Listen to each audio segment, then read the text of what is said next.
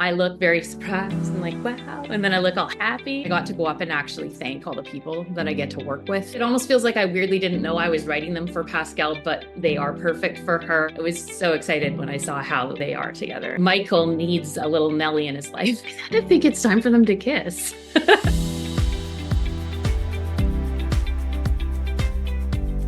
Hi, everyone. Welcome to the Heart in Motion podcast. I'm so excited to welcome Katherine Wagner to the podcast today. How are you doing, Katherine?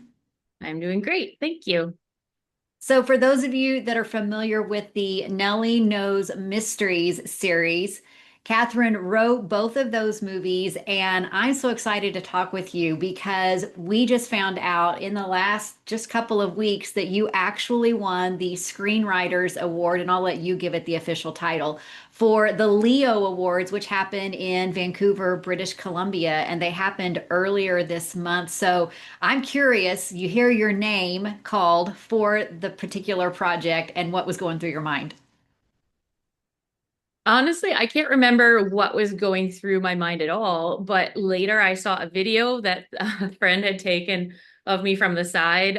Well, I guess I was hearing the announcement and I look very surprised and like, wow. And then I look all happy and then I start running. So to the stage because I felt like I needed to hurry or I'd be letting them down or something. So I don't really remember what I was thinking exactly, but those were the apparent emotions Yeah, yeah. and action that happened. That is amazing. It's pretty awesome also that you were nominated for the first movie in the series last year. So to have that nomination then and then to win it this year, does that make it more meaningful for you? Um, like I was really happy for both. Like it's always great to be nominated or considered for an award by your peers. I think that's just it's a neat thing to have happen and it's fun. I think what was really great actually about the winning part this year was I got to go up and actually thank all the people that I get to work with, and that I'm so grateful for. So like Muse and Hallmark and David who brought it to Muse, who brought it to Hallmark, and my agent, and just like it takes such a group of people to make anything like this happen, and it's always just so lucky when you get something that goes all the way. So yeah, that chance to just sort of publicly stand up there and say, hey, these people were awesome and they made this happen for me and thank you was kind of a neat moment to be able to do that. So I tried not That's to talk too fast, which is my bad habit. I try to remember everyone's name. And yeah. I love that, you mentioned it's such a collaborative process. And I'm doing these interviews, I hear more and more like there's so many things that have to happen to bring a movie to us. So help me understand just a little bit more, not being from British Columbia. What exactly is a Leo Award and what exact award did you get? So the Leo Awards are the BC Film Awards, and the award that I got was TV movie screenwriting. Okay. And Yeah, I think just having that all come together into like one room where you have the BC industry together, you realize just how big and how thriving it is, and it feels like a community. So I think that's the other neat thing about the Leos is just coming together in that actual party moment where everything's, Yes. not about work and not about as a writer sitting at home by yourself in front of a computer, but actually seeing everybody and celebrating film in BC. And yeah, it's a huge industry, and you get that visual concept of it in the room. It's it's got to be great to be there surrounded by everybody that even though they're making different projects, they have that similar goal of wanting to produce some quality project for an audience and just to have those moments that had to be really fun for you. It was, yeah. And an excuse to get dressed up and realize Absolutely. that I don't know how to curl hair. My cousin and I were getting ready together because she had a nomination for scoring actually. And so yeah, we both found out we don't know how to curl hair, but but it was fun, and it's fun to have an excuse to do that, to put on a dress and see everyone. So yeah. So the project in particular, Nellie Knows Mysteries, that stars Pascale Hutton and Kavan Smith. Did you know before you were writing that the two of them were going to be starring in the movies? No. I wrote that script as like a speculative script as a script that I hope to sell. I love mysteries, and I watched a bunch of Hallmarks, and I thought, I want to write one of these, and I think I can, maybe I can. And so I came up with this idea, and it was about the town, and it was like about, this woman, and it just kind of all kind of came to me. And then I worked on it, and I wrote it, and I had this whole script, and I showed it to my agent, and she liked it, and we started making meetings for it. And then we were told that Hallmark was sort of saturated at that time with mysteries, and they weren't buying, and no, no, no, it's not going to happen. And so I was like, oh, okay, well, pivot as one does in this industry, try to hit the moving target.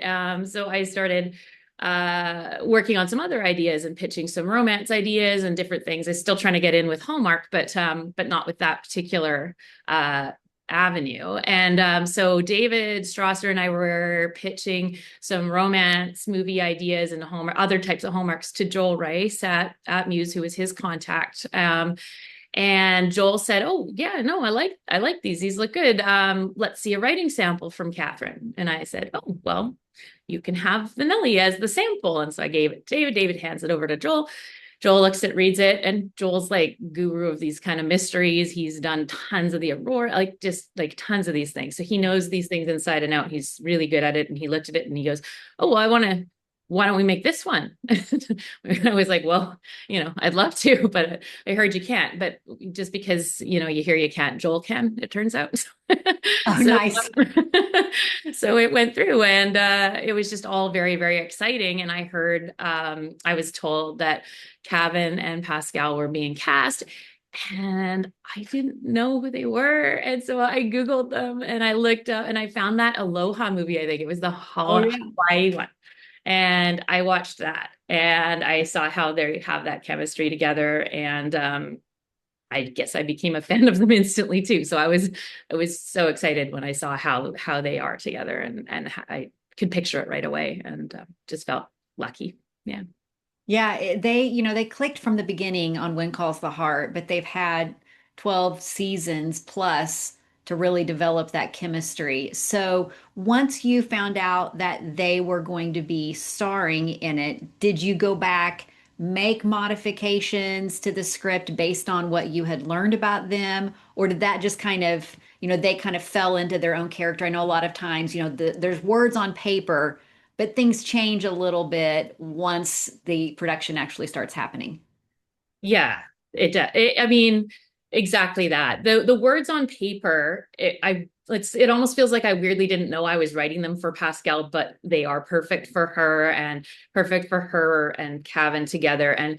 But then they bring their whole, like, je ne sais quoi there, and Yeah. charisma and charm and that chemistry that they have. They bring that. And so, like, Cavan's got, the twinkle in his eye for her, and she's like pushing back with all her teasing, and all of that worked so well with that dynamic. And then while they're doing that, and I did have the opportunity to go on set twice for each movie. So watching that in action, yeah, they try things, they add things, they come up with lines on the fly, they do it a different way. They're pros. They've been doing this for a long time. They know exactly what they're doing, and they bring a ton of all of it to that. And that's what turns it, into a movie instead of just a writing on a page. So, yeah. So you write A Fatal Engagement. They star in that one. Now you know who they are. You've seen it. You go to write All Manners of Murder. Do you write it differently? Do you approach it differently now that you know and have seen Pascale and Cavan together? I don't think that I approach like plotting the mystery differently, but I think that it is easier and better knowing, because I don't know, like, writers sound crazy when they talk about like the voices in my head, but the voices in my head that are talking now are like their voices. It just brings it to life in a different way. And I can picture Cavan saying something in a certain way, and then the way that she would joke back with him. And so being able to picture the actual cast, for me, just it makes it easier. I think it helps it come alive better. And I think that as we do more of these, I think I can see them getting better and better, just because we're all bringing um knowing each other to the table and being able to build on that. So, yeah. Absolutely.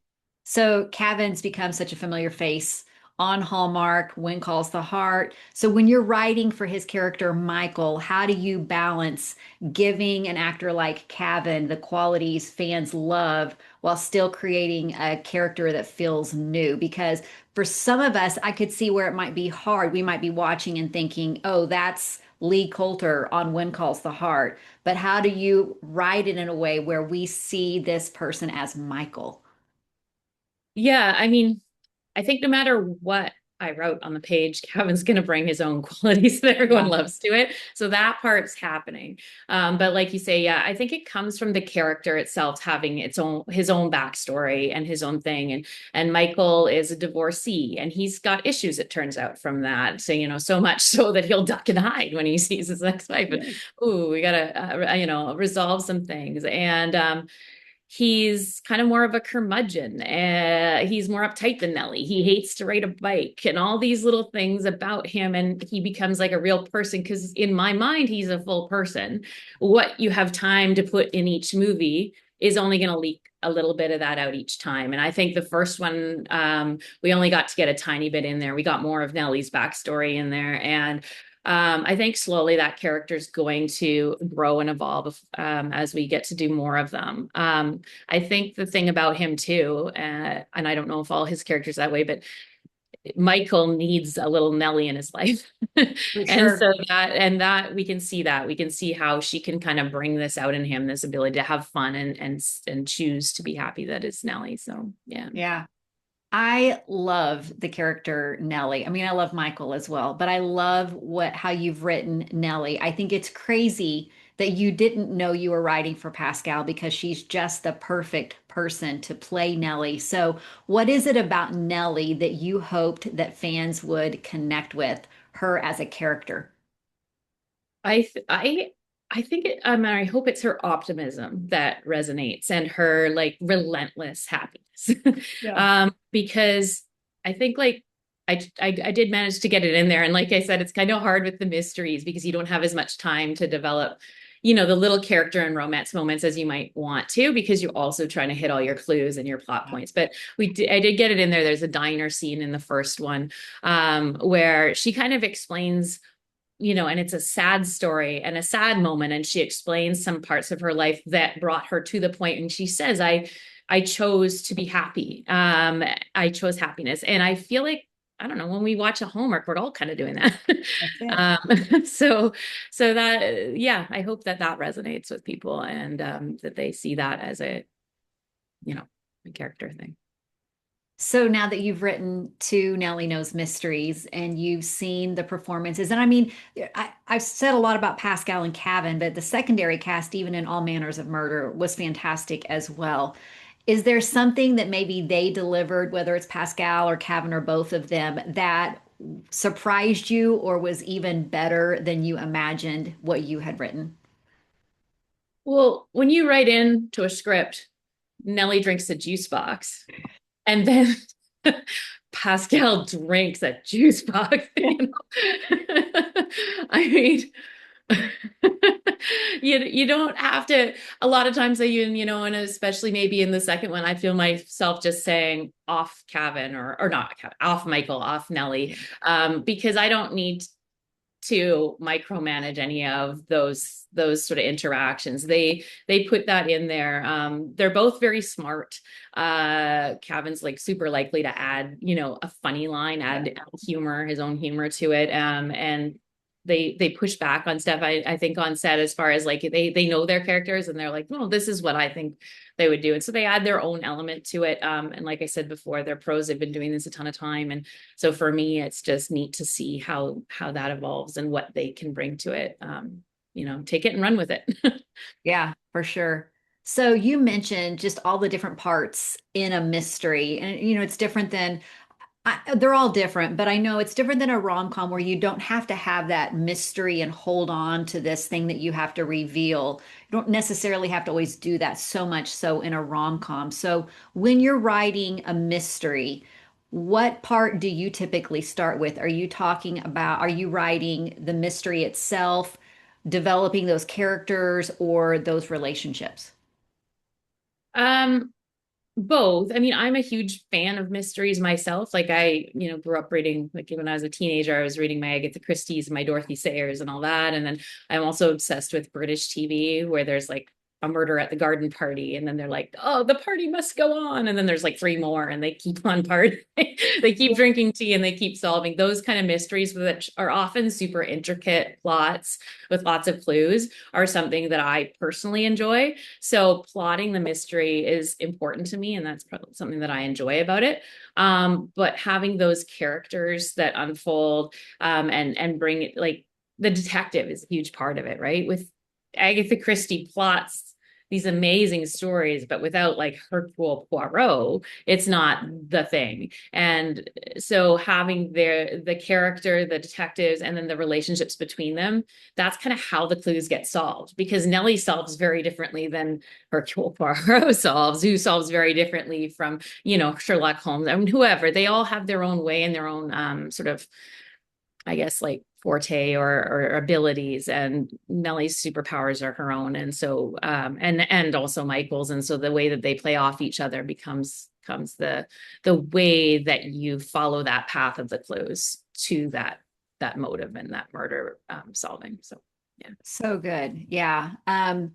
When you are, so as you're writing it out, do you do you know the ending and then you write clues to the ending, or are you just building off of these clues and then here's where the ending leads us to?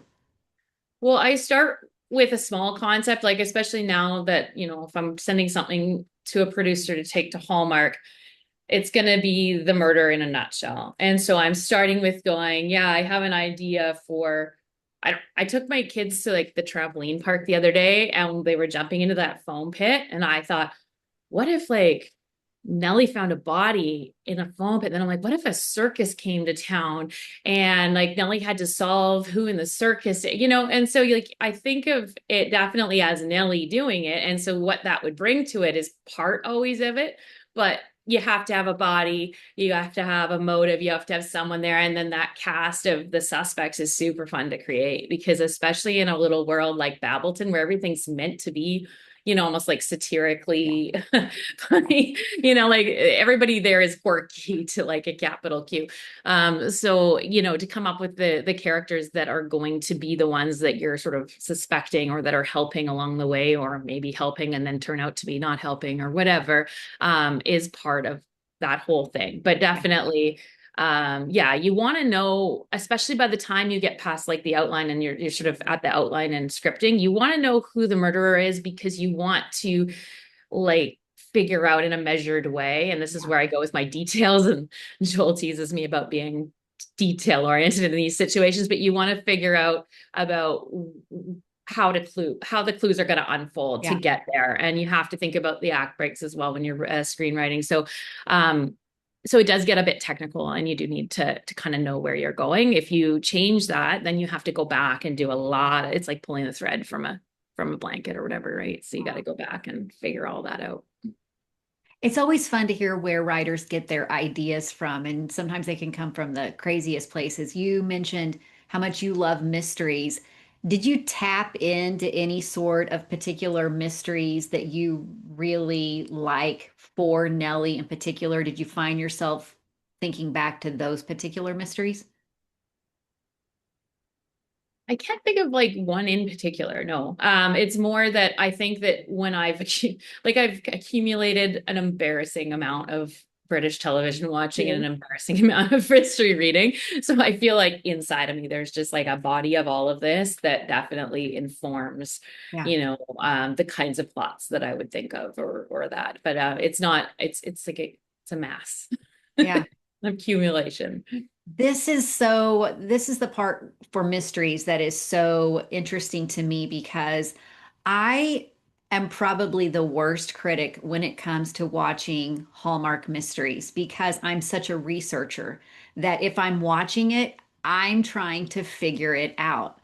And I've seen movies in the past, not just Hallmark, but I've seen movies where I found myself very critical because when we get to the end, there weren't necessarily the clues that led me to that ending. What I loved about Nelly is, and I just had rewatched the other day, All Manners of Murder again. And as I'm watching it, I don't want to give it away, but I see a few things where I'm like, I mean, maybe it was just a pause on the screen, or maybe it was, just a particular phrase where I'm like, I think I know. And I was pretty close. So I'm curious, like, how do you find that balance of where you're dropping just enough clues to solve the mystery, but you don't want it to be too obvious? Because I'm the type of mystery watcher who I'm going to need to be able to kind of be pulled in a little bit at a time where I think I might be figuring it out. Yeah. Do you like to actually figure it out, or do you like to have like it be a bit of a surprise, but then like you say, you look back and you're like, oh yeah, yeah, yeah, I see how that added up. No, I want to figure it out. You want to figure it out. Okay, I want to not figure it out. Yeah, but I want to be like, oh, okay. And Oh, that's hard yeah. to do. I Yeah. think either way, the approach though is the same, is like you kind of said it in your question. Like you want to have those little bits, like those little breadcrumb trail going Yeah. through, and you don't want to be too obvious and you don't want it to be not obvious enough. And honestly, for any individual, that's going to be a different amount. So Yeah. there's no one recipe, I don't think, for making the perfect murder mystery. There might be the Yeah. perfect one for me that would be different from the Yeah. perfect one for you. But overall, as a writer, I think you're just trying to reach that holy grail, whatever it is, where the mystery feels satisfying, it feels solvable, but it doesn't feel obvious. You're not Yeah. like, oh gosh, I met that guy second and I knew Oh, that he yeah. was going to be, you know, I you think want to have a little bit of a twist on it that takes you away from that real obvious feel. So yeah. I love a good like, oh, I love that, like that reveal. I think what always frustrates me if it happens is that very last clue is what gives it away. And I'm like, but I wanted to figure it out before like, why did you withhold that last clue? Like I wanted there to be a little bit more before you just kind of dropped that one in. And that's my math left brain yeah. going, but I wanted to be able to try to solve it. So, but I love that everybody's different in the way they approach a mystery. I love that. I love that you just said that. I feel like I'm getting information here.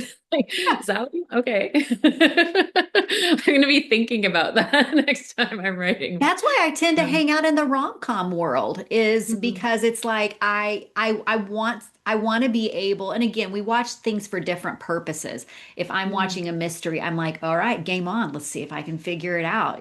So mhm, anyway, mhm. you've got Yeah. a pretty cool background to getting into these types of Hallmark movies. You've got quite an academic and literary background, an MFA, published short fiction. You do quite a bit of work, maybe even still at the university level. So, what made you decide that you wanted to pivot to television and getting that training for creating an 84-minute movie of the week?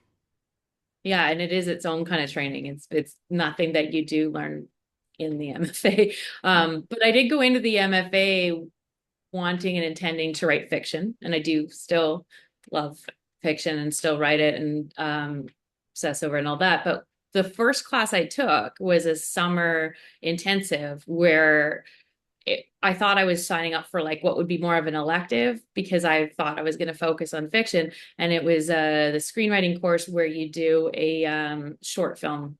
Like you write a short in like the 10-day intensive and workshop it. And so I did that and I loved it. And I realized I really liked seeing that visual in my head as I was doing it. I like, just wanted to do it right away. So right away, I sort of switched my schedule and I put in screenwriting in my first fall semester of my MFA, and I focused on that. So I actually graduated with a screenwriting thesis, which was original feature film script, which won a Canadian Praxis Award, which is a program they don't have anymore, which I wish they did. It was an amazing program.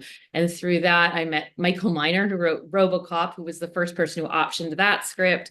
and went on from there. It was optioned as a co-pro. It got Telefilm Monday. It did a bunch of things, but it never got made. And Mm, I got some money along the way too, but never got made. And meanwhile, I live in New Westminster, BC, where there are movies being made all around me all the time. And there's TV shows that I know and recognize all the time in my neighborhood. I'm like, well, TV is getting made. yeah. And so yeah, I wanted to see my stuff come on screen. I wanted to see it come alive, and I wanted to be a working writer. I wanted to actually be able to write for a living. And to be a working writer, it turns out, or at least from my experience, is super hard. It's a lot of cobbling together different contracts. And I've done everything from copywriting to I've just done all different kinds of writing contracts. And so to be able to write screen, which turns out was kind of my favorite thing from my MFA, and to be able to do that, regularly on contracts, and be part of the BC film industry is just like it's a dream come true kind of situation. And I'm Wow. just really glad I, started thinking about Hallmark and getting to write mysteries. So. So was Nelly one of your like first projects? I know you said you handed it off, it sat there, it needed to get into the right hands. Was that one of the first things that you wrote as you're thinking, this is what I want to do? Yeah, when I just pivoted into the idea of doing TV movies. Yeah. So that was like the first full length TV movie screenplay that I handed out. Yeah. That's so Yeah. cool. Real And look very at look at the success. Wow, that's got to be encouraging for you yeah. Yeah. I feel lucky. I and think I gratifying think it as was well. right place, right time. And if David hadn't put it into Joel's hands, then it might have sat there and I might have given up, or, you know, I don't know. Yeah. I'm really lucky too. I through that other experience with the features where I first got my agent, and having an agent who is willing to go for bat to bat for you and sets up meetings. And my particular agent is just incredibly kind, and I bounce ideas off her all the time. And Love I'm it. sure I annoy her all the time, but she doesn't show it. She is Love it. so kind to me, and to have that has made a huge difference for breaking into the industry. So yeah. You mentioned that having the opportunity when you accepted the award to have that time to just mention all as many as possible in the amount of time given to be able to thank, the people that were involved in the project. So, you write a script. Sometimes when I've interviewed people who have written these movies of the week, they write the script, they hand it off, and they've said, I never touch it again. I'm not on set. I let it go. I have to give it up. You mentioned you had the opportunity to actually be on set. So, directors, actors, producers, editors, everybody has to come together to kind of shape that final product. What's your favorite part of seeing your words come to life? I know you mentioned that that's something that you love. Yeah, actually going on set was the best part for me. It was super eye-opening because I hadn't been on a set before. I'd seen them Yeah. and but I had not gone in, and just the incredible number of people that are all so busy, and everybody has their own job and knows exactly what to do. And then to see like stars like Pascale and Kavan at work, Yeah. changing things, doing things, making it come to life. That part, like the directing to, yeah, everything, just seeing how it all comes together and what everybody's role was, and being able to be part of that. Yeah. And then we actually got to do stuff. Like I sat with the script supervisor and chatted with her. And then, like when she's going to do stuff, I was wondering about this. And then I actually, you can kind of change stuff on the fly. So I really like that. I would say it's more fun seeing it on set when you feel like it's in Yeah. motion than almost at the end when you're like, nothing can be changed and here it is. It's great to see it on screen, but at the same time, as a creative, you're always editing, or at least I am, and I'm always going, oh, what could we have done? So it's more comfortable for me to see things while they're still in progress than after they're done. And that's with my written work too. So Love it. I love it. So, what's a typical day like for you then? You to get an idea, what does that look like? well, I write every day because that's my work. And so I start with Wordle. Nice. It's like a Get bad prime marriage. the I pump, like have right? to do Prime the this. pump. And then I, yeah, go to New York Times connections, and that's a little bit more fun. And then I open my email, as for, as one does, and deal with all that stuff. And then, gonna go into it. But usually a lot of what I'm writing is pitches, ideas, creating, kind of think of the next thing, sending that stuff out to producers, who will then take it to the networks. And or if I'm lucky, if it's a really good day, I'm more, in the middle of something, then I'm script writing or outlining something, then that's even better. Screenwriting part of it is my favorite. So do you find yourself pitching ideas and maybe not going so deep on something until you maybe get like a bite and you're like, okay, I've got somebody interested. Now I'm going to develop this one further? Yeah, I think you always hear people at these like writer events, they're talking about irons in the fire and balls in the air and Yeah. wheels in motion. Yes. You have to put a lot of stuff out there or before the things stick, just because of how the market is, right? Like I said, I think I described it earlier as a moving target, but so you hear that Hallmark's not looking for mysteries, so you're trying these things, and you hear that they want something fresh that's like maybe a destination thing, so you come up with a destination idea.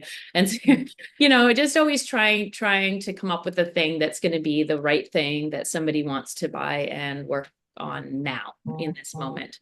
But that's fun because I am like the opposite of whatever writer's block is. Like I am like, Patrick Swayze in Dirty Dancing, and he's like, I got a lot of ideas. Yeah. Um, I am that. The hard part's the stick to it and the finish, Oh. more so than coming up with ideas. And I get really excited about new ideas all the time, and my computer's full of them, and I'm always just looking for more people to share them with. So I find that I do my best work when I collaborate with people that are like me. Do you collaborate often with other writers around you? I know you're in a location there in Westminster where I'm sure there's so many like-minded writers. Is that something that you invest time in? it's funny, like writers tend to be writing and more introverted, and we don't run into each other as much. And then there's like events like the Leos where we kind Yeah. of like come out of little mole holes and we're like, so more often, like most of my meetings and connections that I'm trying to make are with those people that are not like me, those producers that are more extroverted, that have those connections, that work those parties all the time, that work those business scenes all the time, that know what to do and where to go and how to make a movie. Yeah. So I'm usually trying to foster those. I went to the Banff conference, media conference this year. There were other writers there, and yes, I did connect with some that we stand off in a corner and have our drinks and talk about it from that perspective. And it is nice to commiserate sometimes, or just share in the joys of it as well. Or it's nice to talk to people that understand. I also did meet those people in my MFA, and I still have some good friends for life from that. Absolutely. Yeah. Can you think of advice along the way in your writing career that has really stayed with you? Yeah. Um, writers write. It's like the big one. I think it's a Stephen King put it in his memoir, but they all say that. And it's because it's true. Like if you don't sit down and actually do it, there's a lot of people that talk about writing and want to write and have an idea, and the person that gets the book published or that gets the movie made simply sits down and writes it. And the other piece of advice that goes hand in hand with that was Hart Hanson, who made Bones. I heard him say, you have to put your 10,000 hours in. And so when you first sit down to write, it's not going to be good. It's you're learning and you're practicing, and you have to put your 10,000 hours in. So that's part of it. You sit down, you write, you do bad writing, and you sort of work on getting better, and you work on getting better, and you work on getting better. And you're always going to be trying to get better, and you always have to keep writing. So yeah. That's so awesome that you say that. I wrote a dissertation in 2019 and 2020, and my advisor said, "You write every day. I don't, you get things on paper every day. You don't stop." And it didn't have to be perfect, but you just keep writing every day. Like you've got to get to the finish line. Right, right, right. So that really resonates with me as well. Yeah. Okay, so after winning a Leo Award, did you walk out of the room going, all right, okay, like I'm ready, next project, bring it on, I got this? Or is Are it you like, asking if I no, like have swagger now? yeah. Um, I mean, I just don't build know. your confidence a little bit, knowing, okay, especially if you think even about Nelly Knows, like, okay, we've got a good thing going on here. I mean, you got a nomination, then you get the win. That's gotta, okay, let's keep doing what we're doing. Like, you're creating something good, it sounds like. Yeah, no, it made me excited. Yeah, it makes me want to write more. I don't think it changes the actual process in any way because the Yeah. blank page is always a blank page. And I've already said that's kind of more exciting for me than it is in like I don't get writer's block. I like to do it. So I don't know that it literally changed the process in any way, but I think it just, yeah, it confirms that things are going in the right Yeah. direction. Maybe those 10,000 hours are making a difference and, you know, keep going. So yeah, I know it. And it's always just, it's so nice to get that, just recognition from your peers and also just those moments where you all come together, like I was saying before. So yeah. So, without giving anything away, because I know sometimes, maybe something is in the works, what are you excited that you can share to be, writing next? Um, you mean for Nelly and Michael or Or either. I mean, is general? there, I mean, because you said, I've even dabbled over here in the rom-com world.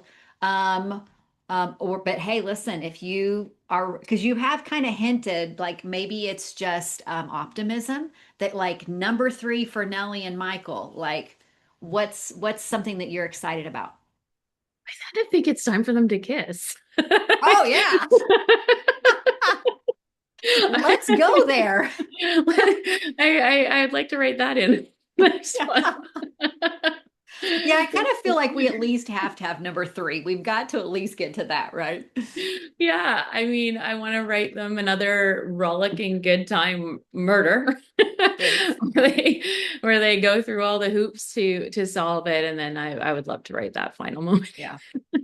Well, and I love that, we get to number two and they're not acting like they don't like each other. Like they're already like, hey, are we going on a date? Let's do it. Sometimes you watch some of these movies and it's like X amount of episodes before somebody finally admits there's something there.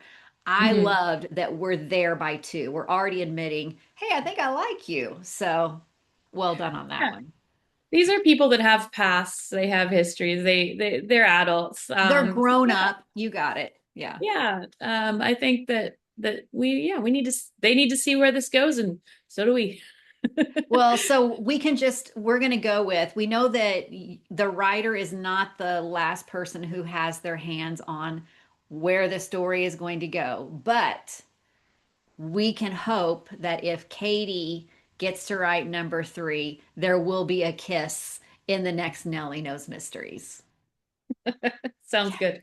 You heard it here, right?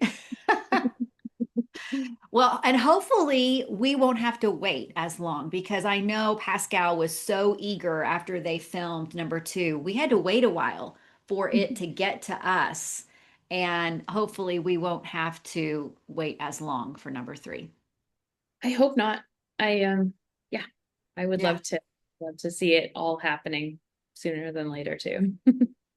So are you really focusing in on now on writing for those types of movies or series? Is that like your main focus right now?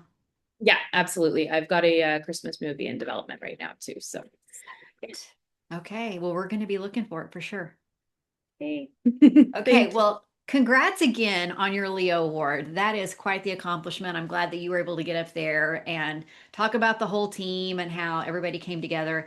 It's been, I mean, as somebody who is pretty critical of these movie of the week mystery series, I loved that I was able to pick out some of the clues along the way and get pretty close and that the murderer made sense. So I appreciate that as well. So, Katie, thanks so much for taking the time to talk to me, and I can't wait to see what's next for you. Thank you so much for having me. All right, bye bye. Bye.